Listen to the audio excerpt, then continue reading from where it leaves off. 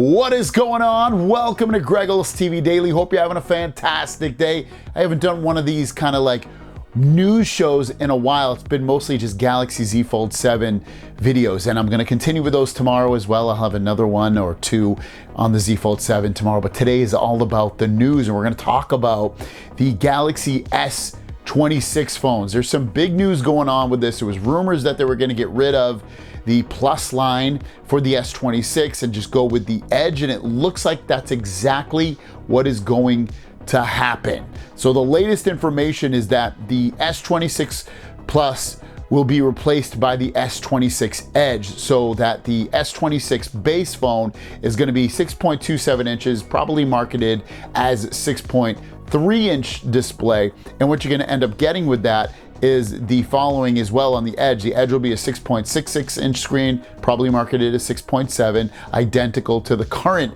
S25 Edge. So if you love the S25 Edge screen size, it's going to stay the same.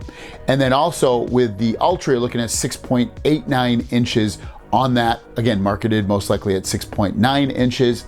And this launch should happen probably in January or February of 2026. There are also rumors that the Edge and the regular base version of the S26 would have a new 50 megapixel camera. But yeah, they're looking to make these phones thinner, lighter, and not really, what I've heard is potentially that they might not push the cameras and the hardware all that much. They just want thinner and lighter. Still gonna be really powerful, useful phones, but not going for like, hey, the biggest camera sensor or this or that. I don't have full details on it, but that's kind of what the rumors are talking about. But I like this. I know the Edge gets a ton of hate. I have the Edge, and I think it's awesome. It's a really, really, really, really cool phone. I love how thin it is. And it still has a great camera. There's a 200 megapixel camera on there. I don't know if they're going to drop down to 50. I'd be kind of surprised by that, but you never know, I guess, especially if they're trying to drop the price big time on this. But regardless, it's a great phone. It's a really good replacement for the Plus. The Plus being in there was like, why?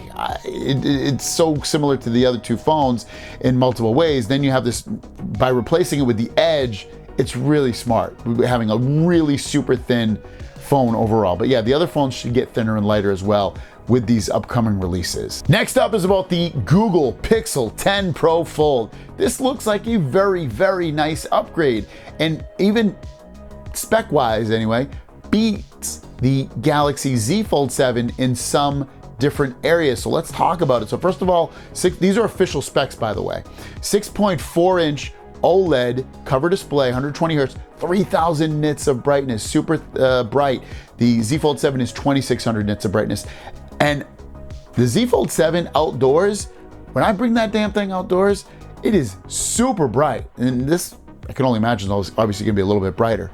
The inner display, 8-inch OLED. They don't say the nits, but you got to imagine it's probably gonna be about the same, I would guess, at least I'd hope. You never know though. So that should also potentially be 3000 nits of brightness. The new Tensor G5 processor, which should bring with it, at least from what I've been hearing, Snapdragon 8 Gen 3 performance. You know, they haven't had the best performance. 8 Gen 3 is still a really good processor, obviously not as powerful as what you get with a 8 Elite, but still really high up there. 16 gigs of RAM, which they carried over from last year, which is more than the Galaxy Z Fold 7.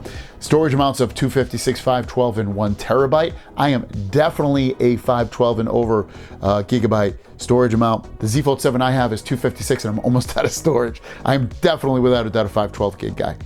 Main camera, 48 megapixel, which is a lot less than the 200 on the Galaxy Z Fold 7. The ultra wide, 10.5, 10.8 on the telephoto with 5x optical zoom, and the selfie camera, 10 megapixel on both displays, the inner and outer displays. So I do want to say though, those cameras, even though they're lower megapixels, still take amazing photographs. So just because these are lower megapixels than the Z Fold 7 does not mean it's a bad camera. Just keep that in mind. Battery size, 5015, which is more than the Galaxy Z Fold 7's 4400. So I would love to have that battery in the Galaxy Z Fold 7, without a doubt. Charging, it looks like it's staying the same with 23 watt wired and 15 watt wireless. Super good upgrade. Now, is it a huge upgrade from last year's version? Not so much, but if you're coming in new to the Pixel Fold line, definitely get this one. But otherwise, it just apples to apples. Spec wise, it's very comparable to the Z Fold 7 in a lot of ways, with the screen sizes, having more RAM, having the same amount of storage, having good cameras, lower megapixels, but these are still really, really good cameras, if not better than the Z Fold 7 at times. The battery's 700 milliamps bigger than, or 600 milliamps bigger than the Z Fold 7. Charging speeds are a little slow, but very comparable to, if not the same really, versus the Z Fold 7. So really nice upgrade overall, and just a great folding phone in general. So let me know your thoughts on this. You're gonna pick this one up or the Fold 7.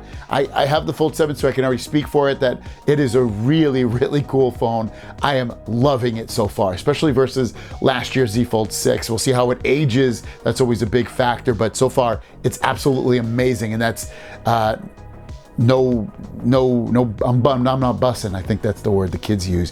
But if you want to pick it up, it's linked down below. It supports what I do, and I super appreciate it. Have a great day. We'll see you down the road. Peace.